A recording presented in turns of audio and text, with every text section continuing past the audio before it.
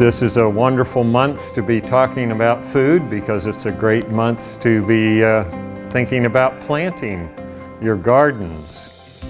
My wife and I have our peas in. What do they say? Peas by Patriots Day. And ours are in and up about 4 inches and looking very healthy. And we're thankful for that because there's nothing better than fresh snap peas by the 4th of July. What do they say? Peas and potatoes by the 4th. And our onions are doing really well, and we're growing our tomatoes in little pots in the house, and they're coming along nicely. And cucumbers and a few other things to plant out. You can certainly have your kale in by now and other hardy greens. I don't know if you saw the recent article published showing that in people who eat a serving of greens a day, just doing that reduces premature mortality by 21%. That was published within the last few months. And so eat those greens, they're really good for you. Well, this evening I thought I'd talk with you just briefly about fluids that we drink. And so I've entitled the talk, Rethink Your Drink. Lots of people like to make various things to drink. Some of them are better for us than others. Of course, water is a good drink, and we'll talk about that some. But first I thought we'd go over a few guidelines as to drinking of fluids and the timing of it. So number one, generally we should avoid drinking liquids in large amounts with meals. And you say, well, you know, that's when we always drink our liquids. We have a glass of water or juice or whatever, a nice big glass, and we sit down and we have our meal. But that's not the best time to drink liquids. If you want a small amount, 4 ounces or less, that's not going to cause a big problem. But to drink a large amount with your meal does several things. One, it dilutes the digestive juices, and so it slows down digestion to some extent. The other thing that it does is we tend to take a bite and then wash it down with the fluid. And when you're washing your food down, you're not chewing it as well, and that impairs digestion as well. So generally speaking, it's best not to drink large amounts of liquid with your meals. As I mentioned, 4 ounces or less is probably fine, or better yet, have a nice big drink of water 15 to 20 minutes before you eat, and then you won't be thirsty. Some of us confuse hunger and thirst, and so we eat when we're thirsty and we overeat because we aren't hydrated properly. So if you're having trouble with your weight, one of the best things you can do is have a nice glass of water or two 15 to 20 minutes before you eat, and then when you sit down to eat, you will be satisfying hunger, not thirst, when you consume calories. So that's one general rule about liquids. Number two, avoid consuming calories of any kind between meals. And the reason for that is because our digestive tracts weren't designed for grazing. We don't have 3 stomachs like a cow does. Our stomach, although a horse has only 1 stomach, it's different from ours, and fermentation takes place in the stomach of horses and shouldn't in ours. We're just not designed for grazing. The ideal for the human body is to have intermittent meals, ideally 2 to 3 meals a day and no more, and avoiding calorie intake between meals. And many of our drinks that we consume have calories. And so you say, well, no, wait a minute. I'm not supposed to drink with my meals. and I'm not supposed to have calories between my meals, what does that leave me to drink? Well, it leaves water and herb teas and other drinks like that. Coffee actually doesn't have hardly any calories in it, provided you don't add cream and sugar. So that would make the list, although we'll talk about caffeine in a bit. But generally speaking, avoiding excess liquids with meals and avoiding calories between meals is the best for us physiologically. So those are the first two general rules when you're thinking about liquids. And then the third one is to avoid liquids with refined carbohydrates. Well, what's that?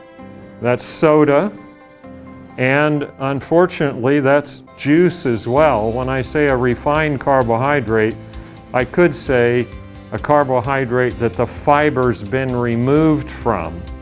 And juice, almost all juices, the large proportion of the fiber has been removed.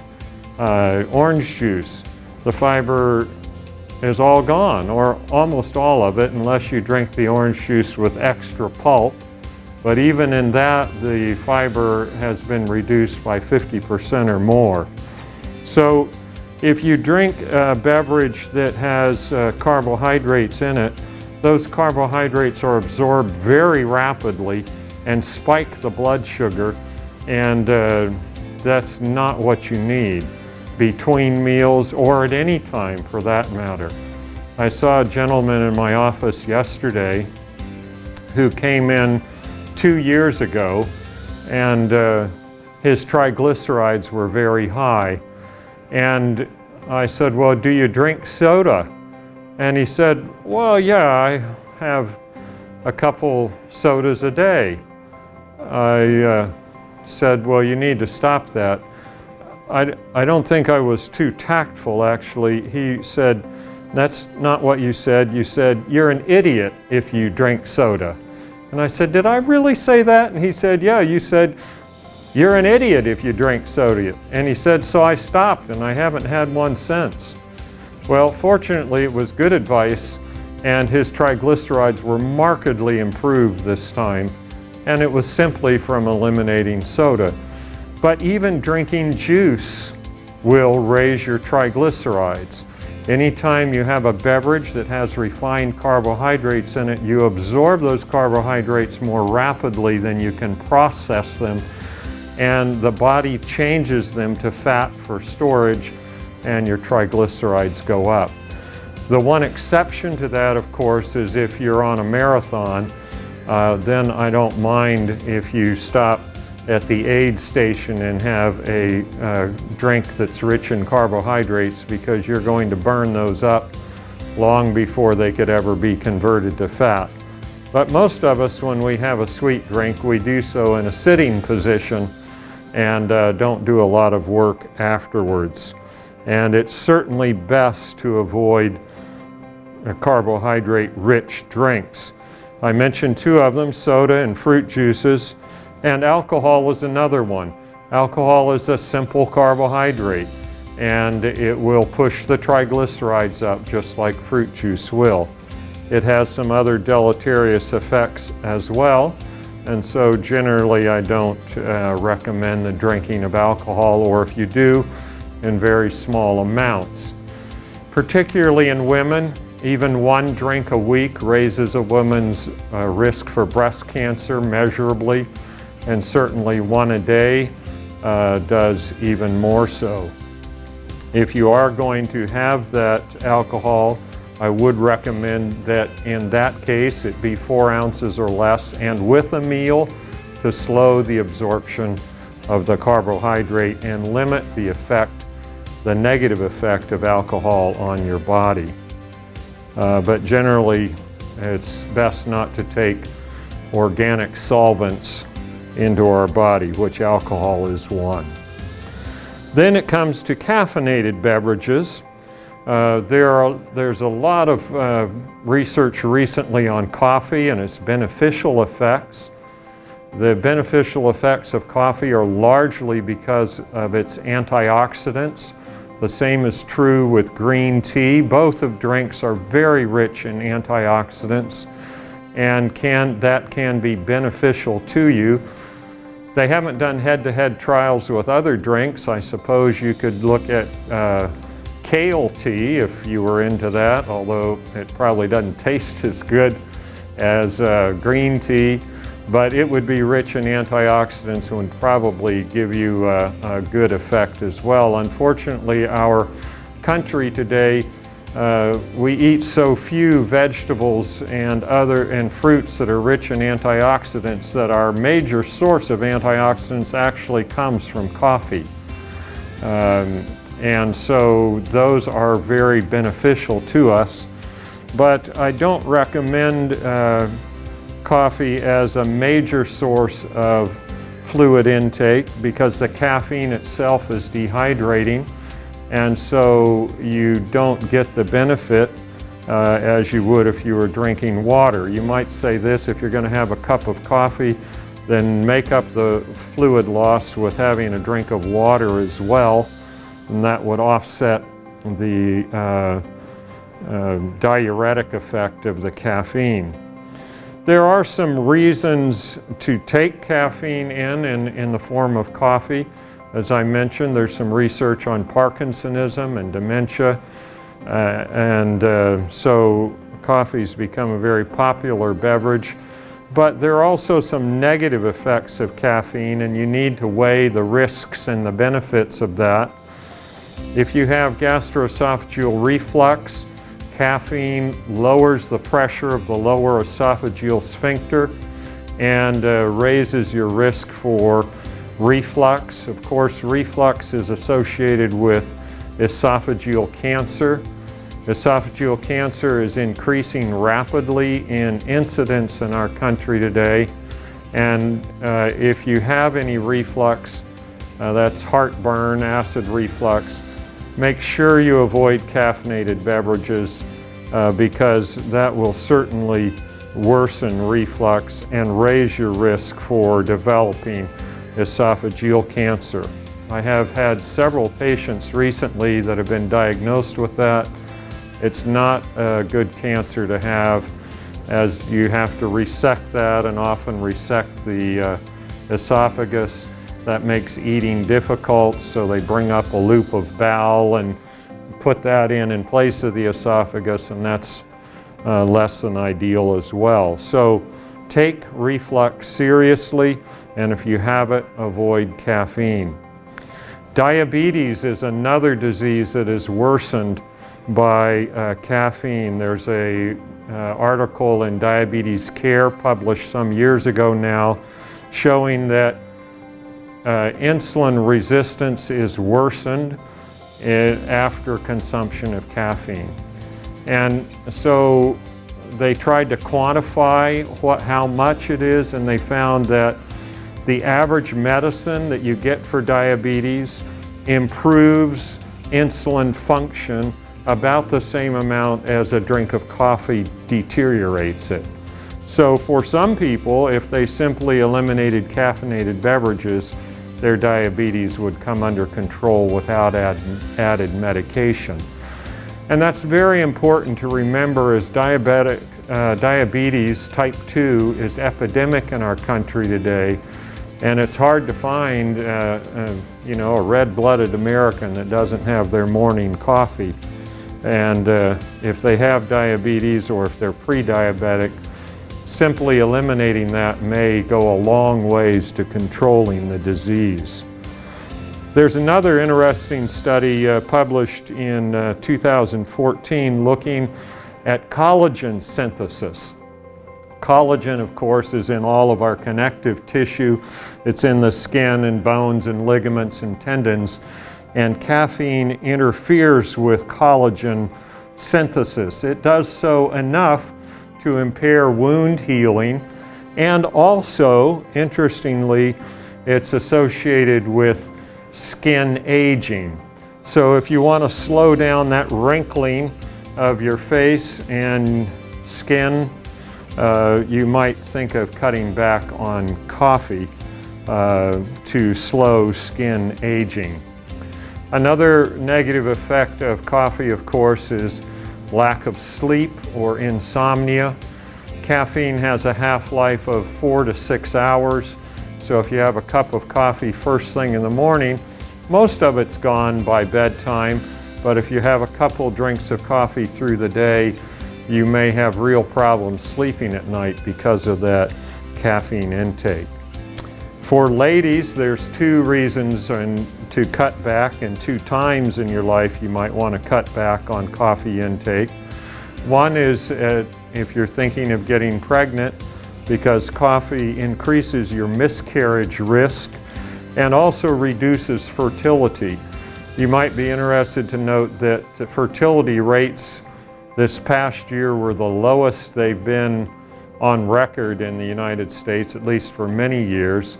I don't think it was just from coffee, probably also from the pandemic we've been in to some extent and the stress associated with that.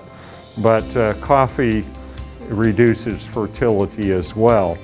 Another time women might want to reduce their caffeine intake is during menopause, because coffee definitely increases the severity of hot flashes and menopausal symptoms. There's some data based on coffee intake and osteoporosis. It isn't conclusive, but of course, if collagen synthesis is impaired and bones have collagen in them, you can see how bones might be more brittle, even if the bone density wasn't changed. And here's something that we don't often think about. Bone density does not always correlate with fracture risk. The reason for that is simple. If you think of me holding a crystal vase in my right hand and a plastic vase in my left, which one is denser? Well, the crystal vase is denser, but if I dropped them, which would break? The crystal vase would break, even though it's denser. And the same is true with bones. There's bone elasticity as well as bone density, and they're both related to fracture risk. And when your caffeine intake is high, if your collagen is impaired, your bones are going to be less elastic and your fracture risk will go up, even though your bone density may or may not be directly affected. Lastly, if you have anxiety or depression, coffee can affect that. If you're depressed and you take coffee, you feel better while you're under the influence of it, but as it wears off, down you go. And with the cup of coffee, more anxiety, and then without it, more depression. So you tend to cycle. So if you're going to have a caffeinated beverage, have it early in the morning and try to restrict it to just one, and think about the risks of caffeinated beverages as well as the potential benefits from the antioxidants, and ask yourself, is there another way I can get my antioxidants? One more thing, and that is, if you're going to have coffee, remember you don't want the sugar in it. You know, I know it tastes so much better with sugar, but that is definitely a negative. And you might want to cut the cream out too, so you're left with black coffee. And if you're going to drink it black, you want to make sure you have a really fine blend. You might want to go for some Ethiopian or something like that and have a smaller amount and really enjoy it for the natural flavors in it, rather than trying to cover them up with cream and sugar. If you get enough cream and sugar, most things will taste good, whether they're coffee or not, but it doesn't mean it's good for you. Well, enough on caffeinated beverages and coffee and tea. What about something that's usually thought of as very healthy, and that's smoothies. I love smoothies. I was up visiting my son recently, and I'd been out planting fruit trees all day, and I was hot, and I came in and they had a lovely fruit smoothie for me. It had raspberries and bananas and all these good things, and You know, so much good nutrition in a smoothie. Should we just blend all of our food? Well, I think an occasional smoothie is great. I certainly enjoyed that one. But you have to ask yourself, are there any downsides to them? Well, there are. I would recommend them highly for people without teeth. They're very good if you can't chew your food. But if you can chew your food, you think about how many calories you can put into that blender or smoothie maker and how easy it is to drink them down. And you can get a lot of calories in a very short while if you're not careful. And you absorb those calories more rapidly than you would if you actually ate the fruit and chewed it, because no matter how obsessive compulsive you are at chewing, you won't do as good as your blender will.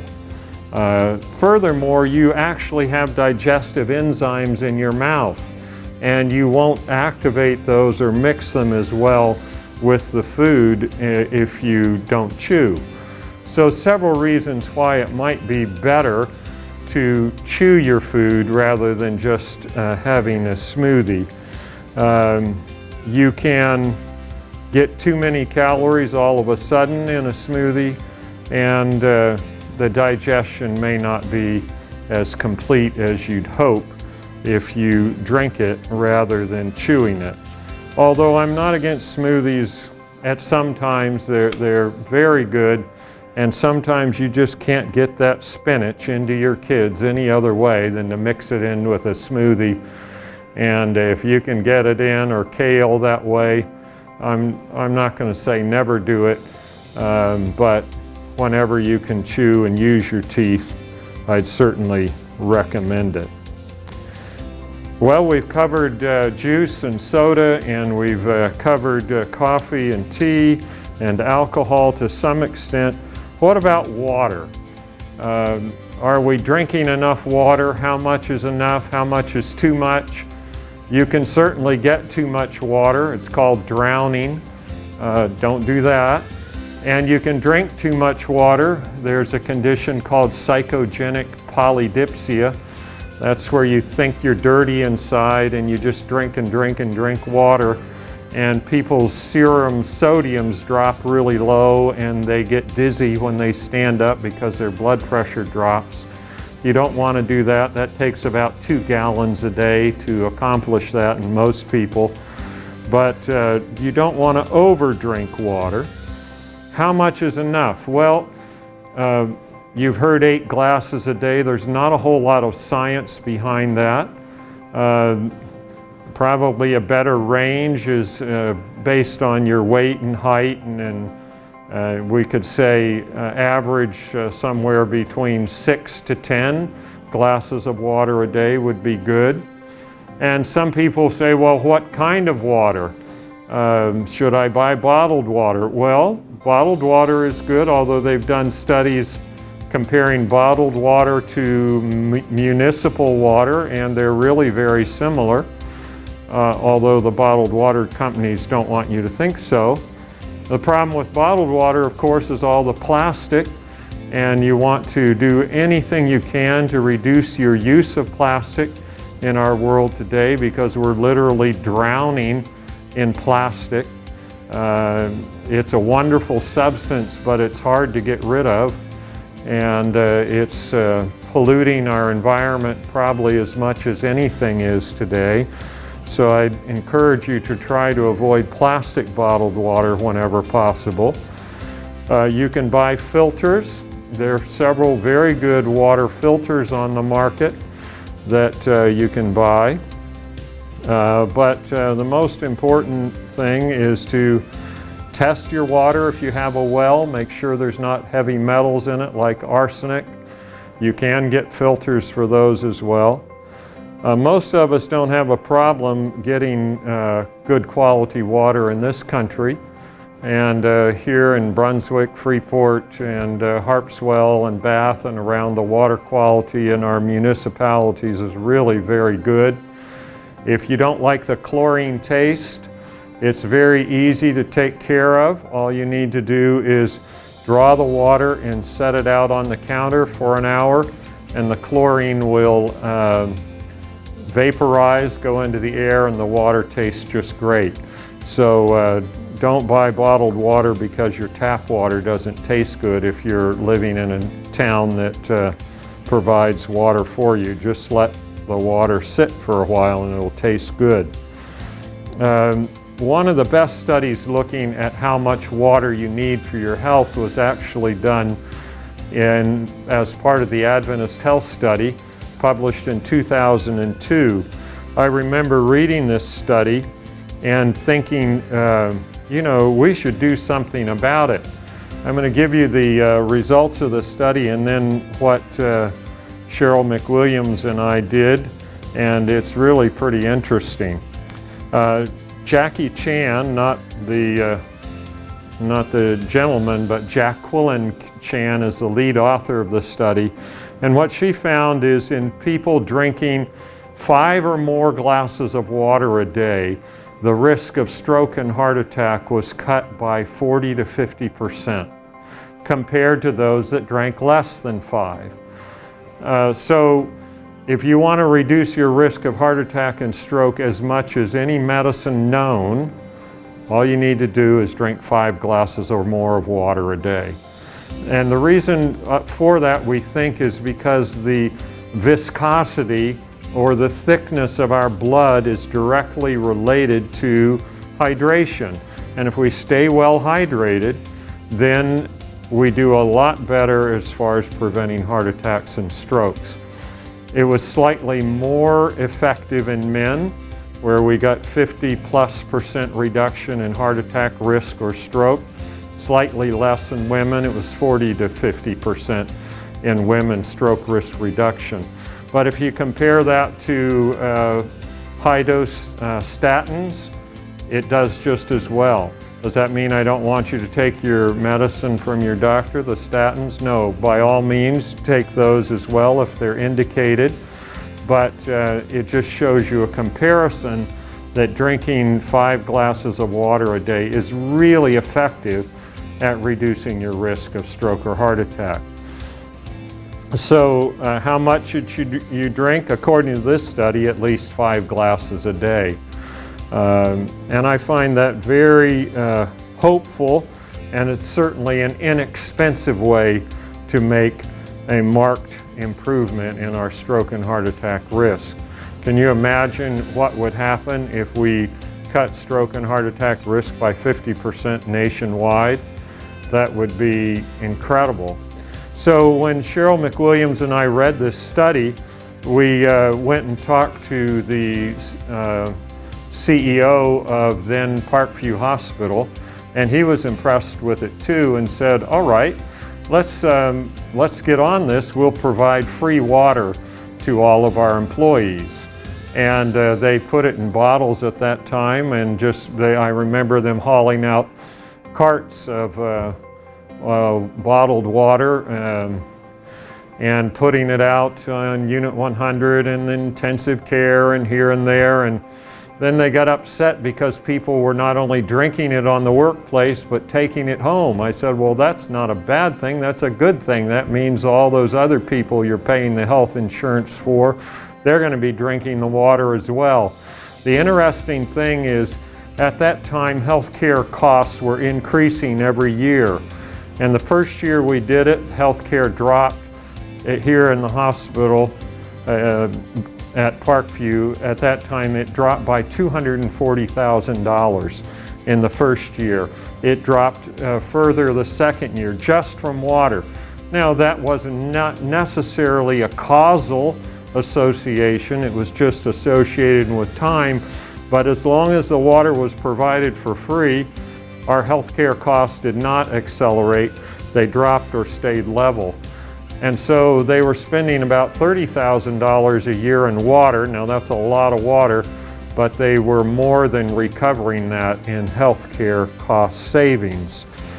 So that's something that I'd encourage any of you who have small businesses to think about based on this study by Jackie Chan out of the Adventist Health Study. It was published in the American Journal of Epidemiology in May of 2002. You can make a real difference in heart attack and stroke risk. There's another interesting group of studies that were done in children with water. They did studies first looking at the urine concentration in school children and found that the majority of school children were mildly dehydrated. And then the next question that they asked is, does this have an effect on the children and their cognition, their thinking? And maybe it would affect their test scores. So they did 3 studies, two were published in 2009 and one in 2012 in the journal Appetite. And what they did is they took a group of children and randomly assigned them to either have a cup of water or not, and then they tested them. And they found that those children that had just 1 cup of water before the test had significantly higher test scores. Well, that got my attention. You know, I want my children to excel in school, and if just having a glass of water is going to improve their test scores, I think that's cheap enough return. And so I'd encourage you to encourage your children to drink enough water. There was a study published in 2012 in the Journal of the American College of Nutrition showing that a 2% dehydration in adults, and that's very easy to attain if you go the morning without drinking water, will cause significant impairment in tasks that require attention and psychomotor skills and immediate memory skills. So even in adults, if you get a little dehydrated, you're going to have trouble with cognition. Drink your water. That's very important. It's the ideal fluid. It's 85% of our brain is water. And if you get a little bit dehydrated, the brain doesn't function as well. I would say you can certainly have beverages other than water, but it should be your primary one. I'd encourage you to drink water first thing in the morning. That's when you're most dehydrated. So get up and have a nice big glass of water as soon as you can get to the faucet. 1 to 2 cups. 2 cups is ideal. And then, you know, a while later after you've showered and whatever, you'll eat your breakfast. Then 2 cups mid-morning is a great time to have your next one. And then 2 cups mid-afternoon. That way, for those of us that are older, we get that water through our system before bedtime, and we don't have to be examining the plumbing through the night, which is some benefit. We want you to rest well. But you'd get your 5 cups in that way, and it's a good thing to do. You'll feel better. You'll have more energy as well, and it is the preferred drink. So rethink your drink. It's not that you can't have other things, but minimize drinks other than water. You want to keep them to 4 ounces or less with meals. And generally speaking, I wouldn't drink water with a meal. You can drink it before or a couple hours afterwards. But the best time, as I mentioned, water first thing in the morning, mid-morning, mid-afternoon, and then as you need for thirst. Thank you very much, and rethink your drink.